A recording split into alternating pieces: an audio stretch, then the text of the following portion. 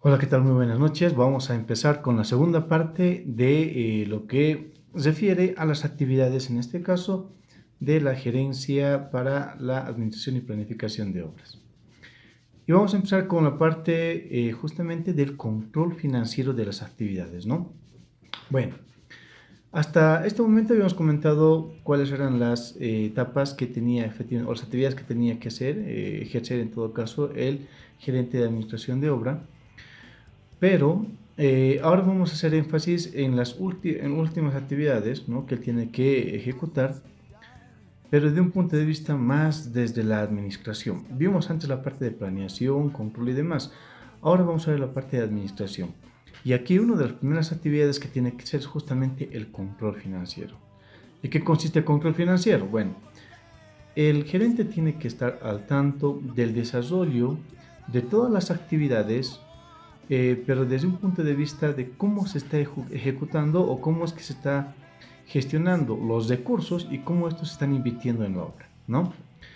Es importante que él tenga conocimiento de, bien, correcto flujo de efectivo y manejo de recursos.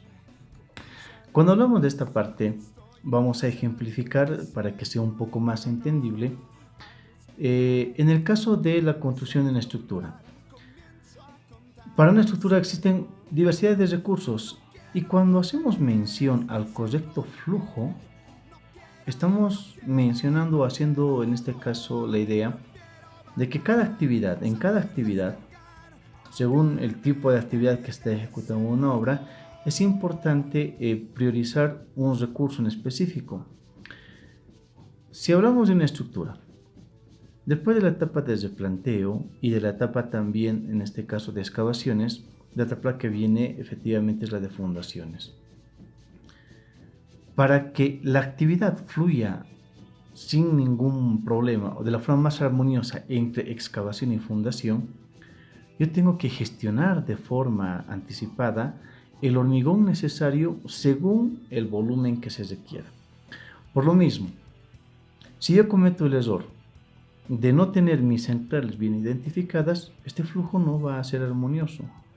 Y peor aún si yo cometo el error de sobredimensionar el volumen que se requiere o no ajustar el volumen que se requiere. Es decir, pedir o solicitar una cantidad de hormigón mucho menos estimada, mucho menos de lo necesario. Cuando decimos manejo de recursos, estamos haciendo mención justamente a esto. Cada recurso que se emplea en obra tiene un costo, así sea mano de obra, maquinaria, materiales, alquileres o estructuras. Entonces, el gerente en este caso está en la obligación de tener toda la capacidad de que estos recursos que se requieren fluyen de forma armoniosa, ¿no? Eso refiere esta parte cuando decimos el correcto flujo y efectivo manejo de recursos, ¿sí? Una vez más, de forma sencilla y resumida, la idea es que el flujo de los recursos, ¿no?, el manejo efectivo de estos recursos sea de forma armoniosa. No habría necesidad de hacer un alto en una actividad hasta que los recursos que se requieran para la actividad siguiente sean atendidos. Eso es una mala planificación. Haciendo énfasis en la parte de flujo de efectivo. ¿Saben? Ya mencionamos la parte de manejo de recursos, manejo efectivo de recursos. Ahora, si hablamos de flujo de efectivo, estamos haciendo mención a, en este caso, los pagos que tiene que hacerse para las diferentes actividades, ¿sí? Cuando hablamos de flujo de efectivo, estamos hablando de la disposición de los recursos económicos para la atención de todos los otros recursos, en este caso de los recursos de mano de obra, materiales, etcétera, que hemos mencionado con anterioridad, ¿sí? El flujo efectivo, el flujo del efectivo tiene que ser dinámico, es decir, para el pago como tiene que ser. En este caso, si hablamos de boletas, si hablamos en este caso de depósitos a las cuentas de la empresa o la disposición del dinero que están en las cuentas de la empresa para la gestión de los recursos, tiene que ser sumamente dinámico. Eso requiere de una planificación bastante minuciosa y obviamente es responsabilidad en este caso del gerente de administración el poder contemplar los tiempos óptimos para este tipo de movimientos, ¿sí? Él tiene que estar efectivamente muy al tanto de este manejo del efectivo.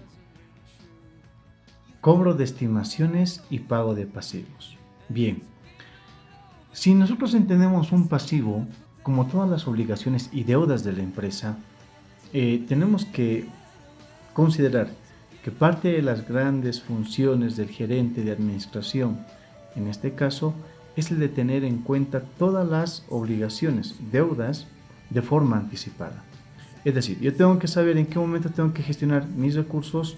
Si yo tengo ya un contrato previo, o ya hice en este caso el pago ya por adelantado del hormigón, o hice el pago ya por adelantado, qué sé yo, del alquiler de maquinaria, o caso contrario, yo ya tengo comprometida la maquinaria, el hormigón, y lo que tengo que hacer es, para ejecutar este tipo de actividades, contraigo deudas, ¿no? Muchas veces estas deudas están justamente enmarcadas en la necesidad de la actividad.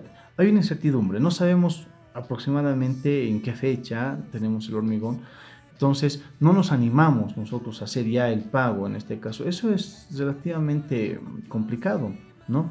Porque idealmente tendríamos que tener todas las centrales definidas y todos los pagos ya gestionados. Las únicas deudas que tendría que tener la empresa sería efectivamente con la mano de obra, ¿no? Con la mano de obra y como pasivo, en este caso, las contrataciones especiales. Este tipo de pagos, ¿no? Este tipo de pagos de deudas, que generalmente son pasivos, también tienen que estar bien planificados, ¿no? Es conveniente que se haga un listado, un programa en este caso de obligaciones contraídas a fin de gestar también en este caso un sistema de pagos eficiente, según cuál es la deuda en este caso, la más complicada, la deuda que se quiere ser atendida con prioridad. Para eso también se va a gestionar un sistema de pagos, dependiendo mucho en este caso a qué tan grande sea la obligación, ¿sí? Esto también, nuevamente repetimos, le trae estabilidad a la obra. Una vez más, es importante el pago de los pasivos, pero un pago programado de los pasivos, según sea la necesidad de la actividad y según sea el tamaño de la deuda contraída. Eso es muy importante. Y como sugerencia, jamás en planificación, jamás se juega con el pago de pasivos si hablamos de mano de obra. Para dar estabilidad, en este caso a cualquier obra, a cualquier proyecto de construcción, es importante priorizar, y esto lo decía bien, una vez me lo comentó esto un amigo gerente, él decía dos aspectos. El primero, nunca, jamás se deben retrasar en este caso los pagos de los pasivos de mano de obra, hablamos justamente de los sueldos, salarios y demás, y tampoco se debería atrasar los pagos, en este caso, de lo que conviene hacer mantenimiento, ¿no? Porque son dos temas muy delicados, muy álgidos. Uno de estos dos va a desestabilizar el proyecto y eso no conviene en planificación. Para entender entonces la posición financiera de la obra, en resumidas cuentas podríamos decir que el gerente, en este caso de administración y planificación de la obra, está en la obligación de saber cuánto se ha gastado y cuánto se debe. Si vamos a decir cuánto se ha gastado, tenemos que tener un control, según la actividad que esté desarrollando, de cuánto ha sido lo proyectado y cuánto es lo que se está, en este caso, desarrollando en cuanto a pago se refiere. Efectivamente, siempre va a haber una desviación, pero recordemos, el objetivo de la planificación es controlar la desviación. Mientras menos sea la desviación, efectivamente la planificación realizada con anterioridad ha sido eficiente. Siempre hay desviación, eso ya lo dijimos. Entonces, si yo tengo el control de cuánto estoy gastando o cuánto en este caso estoy retirando de las cuentas del banco o cuánto es que estoy gestionando yo de mis entes financiadores, estoy haciendo un buen trabajo desde la perspectiva de la administración de recursos. Eso hay que tomarlo muy en cuenta. Del proyecto. Esta es otra de las actividades que tiene que realizar, en este caso, el gerente de planificación y administración de la obra, ¿no? ¿A qué nos referimos con, en este caso, promoción del proyecto? Bueno, él es la cara. Y en palabras sencillas podemos decir, él es el que tiene que dar la tranquilidad en dos ámbitos, en dos frentes de trabajo. Uno, la tranquilidad a los entes financiadores. Él es el que tiene que dar la tranquilidad de decir, la actividad se está realizando con normalidad, el dinero se está gestando de la manera más adecuada posible y tiene que efectivamente dar la sensación, por así decirlo, de que el desarrollo de la obra se está haciendo conforme a lo que se ha programado, conforme a lo que se ha planificado. Él promociona el proyecto, él es la cara, él es el que vende las ideas, también el que vende las soluciones a los entes financiadores. Eso es muy, muy importante. Pero el segundo frente, que es uno de los más complicados de manejar, es en este caso el frente interno. Él también tiene que ser la imagen para el interior, en este caso, del personal. Al interior de la empresa efectivamente se sabe qué es lo que está pasando, hay un control total, ellos saben efectivamente porque están viendo cada día cómo se desarrolla el proyecto, saben si lo que tú le estás diciendo es verdad o es falso. Entonces, desde mi perspectiva, uno de los frentes, si hablamos de promoción del proyecto, más difíciles de controlar es el frente interno. Porque tu personal efectivamente sabe si tú estás gestionando bien los recursos, si se está pagando a tiempo, si los recursos están llegando a tiempo, si existen problemas, en este caso de coordinación en el personal, etcétera, ¿no? Promocionar el proyecto es muy, muy importante y es ahí justamente donde hemos hablado la parte de liderazgo, ¿no? El gerente tiene que tener esa capacidad de llevar la tranquilidad, tanto al frente, en este caso externo, que es el ente financiador, las personas que están financiando el proyecto, y en este caso al interior de la obra.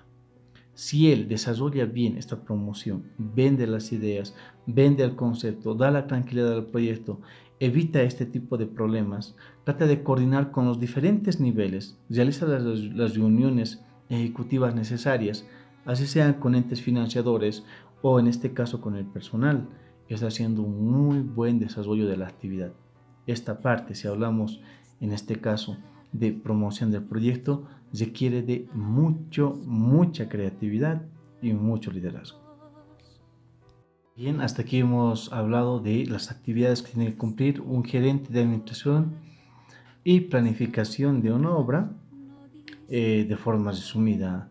Más adelante vamos a hablar también, en este caso, de los sistemas de planeación a a corto, mediano y largo plazo, y también de los sistemas de control que generalmente se emplean en la planificación, ¿no?